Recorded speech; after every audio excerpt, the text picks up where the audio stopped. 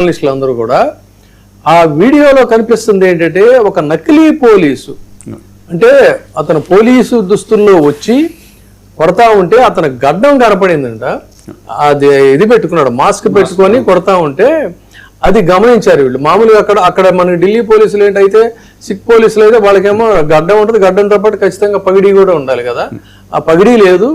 ఇతను పైగా పెద్ద కర్ర తీసుకొని కొడుతున్నాడు అని చెప్పి అతని మీద వీళ్ళు రివర్స్ అటాక్ చేస్తే తర్వాత మళ్ళీ వీళ్ళు పోలీస్ ఆఫీసర్స్ వచ్చి వీళ్ళ మీద కౌంటర్ అటాక్ చేశారు. సో ఇప్పుడు ఆ లేడీస్ మీద జరిగినటువంటి ఒక వీడియో ఉంది, అది కూడా ఒకసారి ప్లే చేస్తే. సార్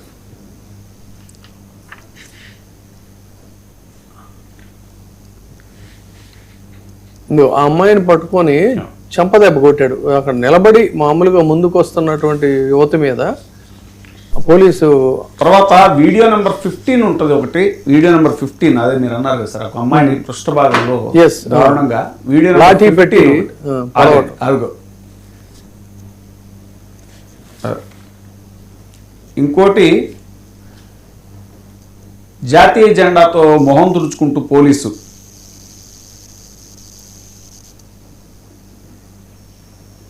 వాడి మనోవికారం కాకపోతే కిందకు వంగి మరి వాడు జాయిన్ అయ్యారు పోలీసులు అనుకోలే. ఎన్ఎస్యుఐకి సంబంధించి కూడా, ఎన్ఎస్యుఐకి సంబంధించిన వెంకటస్వామి ఆయన కూడా మనతో జాయిన్ అయ్యారు. అయితే ఇప్పుడు మనం వెంకటస్వామిని ఒక మాట అడుగుదాం. ఏంటంటే విద్యార్థులు వీళ్ళు కాక్రోచ్ జనతా పార్టీ తరఫున వాళ్ళు ఏదో ఆందోళన చేస్తూ ఉంటే దీన్ని విద్యార్థులను పావులుగా వాడుకునేటువంటి విధంగా కాంగ్రెస్ పార్టీ దీన్ని ఈ ఉద్యమాన్ని చేసిందని రాజ్నాథ్ సింగ్ గారును మిగతా మంత్రులు కూడా చాలా ఘాటుగా విమర్శించారు. సో దీన్ని ఎలా చూడాలి? వెంకటస్వామి గారు నమస్కారం సార్. నమస్తే, చెప్పండి సార్. మళ్ళీ ఒకసారి క్వశ్చన్ సార్. ఈరోజు పార్లమెంటులోను పార్లమెంట్ బయట కూడా రాజ్నాథ్ సింగ్ గారు ఇంకా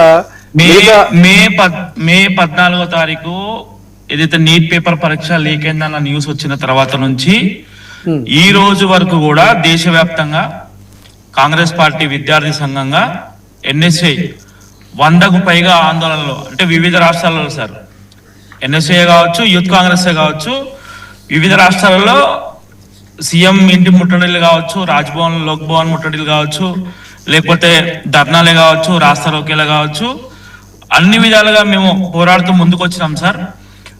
అక్కడ సిజేపీ జరుగుతుంది. ఇప్పుడు సిజేపీ అనేది కాంగ్రెస్ జనతా పార్టీ అనేది ఏం రిజిస్టర్డ్ పొలిటికల్ పార్టీ ఏం కాదు, అది జస్ట్ అంటే ఒక మూమెంట్ ని వాళ్ళు రెడీ చేశారు. ఆ మూమెంట్ లో ఏర్పడిన పార్టీగా వాళ్ళంతా కూడా స్వచ్ఛందంగా సార్, ఇక్కడ కాంగ్రెస్ పార్టీయో లేకపోతే ఇంకొకరో వాళ్ళకి ఏదో డబ్బులు ఇచ్చో లేకపోతే ధర్నాలకు పిలిపించో లేకపోతే జబర్దస్త్లో తీసుకొచ్చి కూర్చోబెట్టో చేసలేదు సార్. వాళ్ళంతా కూడా ఎడ్యుకేటెడ్. విద్యా వ్యవస్థ ఖరాబ్ అవుతుంది, విద్యా వ్యవస్థని పాడు చేస్తుంది. 10 సంవత్సరాలలో 90కి పైగా పేపర్ లీక్లు అయినాయి. వ్యవస్థని విద్యార్థులని దోచుకునే వ్యవస్థ తయారైపోయింది. ఈ ఐసీయూ మూమెంట్ లోకి వచ్చేసింది ఎడ్యుకేషన్ సిస్టమ్ ఈ దేశంలో అనే ఒక అందరికీ ఒక బాధ కలిగింది సార్. అక్కడే కాదు సార్, ఢిల్లీలోనే కాదు, ఇక్కడ హైదరాబాద్ లో కూడా వివిధ అంటే ఇండిపెండెంట్ గా ఉండే స్టూడెంట్స్ కానీ లేకపోతే కొన్ని అసోసియేషన్స్ కానీ లేకపోతే ప్రొఫెసర్లు కానీ వారికి వారే వచ్చి కొట్లాడుతున్నారు సార్. ఇప్పుడు దీన్ని అందరు కూడా ఓన్ చేసుకున్నారు. కేవలం కాంగ్రెస్ పార్టీ మీద ఎస్ మేము కూడా ఫస్ట్ నుంచి కొట్లాడుతూ ఉన్నాం. ఖచ్చితంగా కూడా దీని మీద ధర్మేంద్ర ప్రధాన్ రాజీనామా చేయాలనేదే లేదా ఎన్టీఏని రద్దు చేయాలనేదే మా మెయిన్ డిమాండ్ సార్.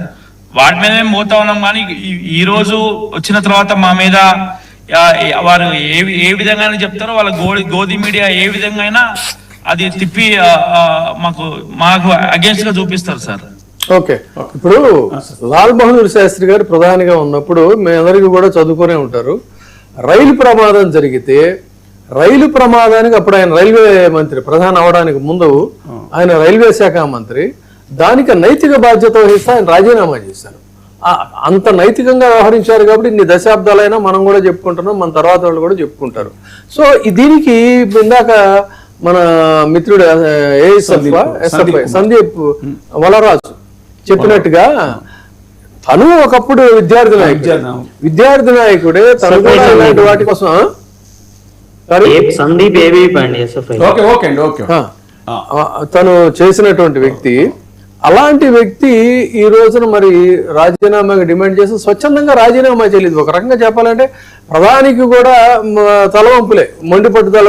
వాళ్ళు ఉండమన్నా కూడా లేదండి నా కాన్షియస్ యాక్సెప్ట్ చేయట్లేదని రిజైన్ చేస్తే చాలా హోందాగా ఉండేది. ఎందుకు ఇలా జరుగుతా ఉంది? సో ఇప్పుడు మన వాళ్ళు వీళ్ళు చెప్పిందంతా విన్నారు కదా, మరి ఏమంటావు సందీప్? సందీప్ గారు మాట్లాడము సార్, ఒక అమ్మాయి చాలా దారుణ, చాలా వేదనగా మాట్లాడుతున్నటువంటి వీడియో నంబర్ 5. ఆ అమ్మాయి నేను భవిష్యత్తులో పరీక్షలు రాయడం కూడా తెలుగులో మనం దాన్ని చేసాం.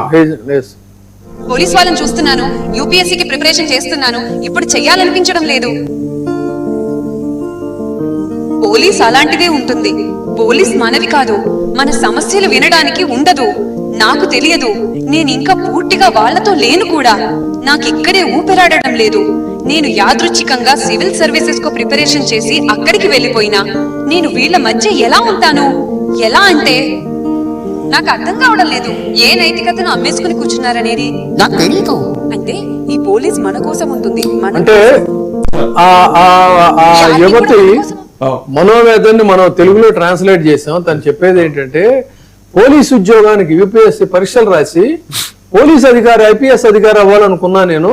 కానీ వీళ్ళ పోలీసుల దాష్టీకం, వీళ్ళ యొక్క రాక్షసత్వం చూశాక రేపు నేను ఒకవేళ సెలెక్ట్ అయినా కూడా వీళ్ళ మధ్యలో, ఇలాంటి వాళ్ళ మధ్యలో నేను ఎక్కడ ఉంటాను అనేటువంటిది ఎంత ఇన్హ్యూమన్ గా చేస్తున్నారా అని ఆ నిర్ణయాన్ని మార్చుకుంది. ఒకళ్ళు ఎవరైనా మనం ఏదైనా ఒక పని చేస్తే సమాజాన్ని ప్రభావితం చేసేట్టు ఉండాలి కానీ భయపెట్టేట్టు ఉండకూడదు కదా. సో ఇది చాలా హ్యూమన్ యాంగిల్ చూసుకుంటే చాలా దారుణమైనటువంటి పరిస్థితి, వాళ్ళ యొక్క పాశవిక ప్రవృత్తి. సో పోలీసుల పాశవిక ప్రవృత్తి మీద, ఇప్పుడు వాళ్ళ మనోభావాల మీద మనం సందీప్ ఏం చెప్తాడో విందాం. సందీప్ గారు